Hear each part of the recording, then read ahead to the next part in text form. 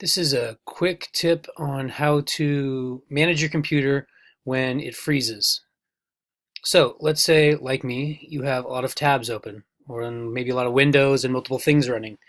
So sometimes what can happen, especially maybe if you've closed your computer and then reopened it with a bunch of tabs open, is that it's not running as fast as it should, or it might even freeze. So right now, I have a whole lot of tabs open, and let's say it froze. What can I do? Well, you can open your task manager on the Mac by holding Command Option Escape. And that's where you'd find the buttons on your computer, Command Option Escape. What that's going to do is open the task manager and allow you to force quit an application, which in this case would be my web browser, which would be Chrome. Let's see what that looks like. So now I held Command down, then I held Option, then I pushed Escape. So you're holding all three buttons simultaneously.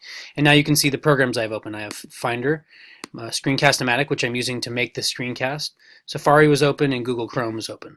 So I could go in and I could click Force Quit and go ahead and quit Google Chrome. And then that can allow my computer to restart. Oftentimes just a restart will help your computer get back up to speed and stop freezing and address some of the issues that you may be having. It's also helpful to restart on a regular basis, at least once or twice a week, to help your computer manage all of its resources.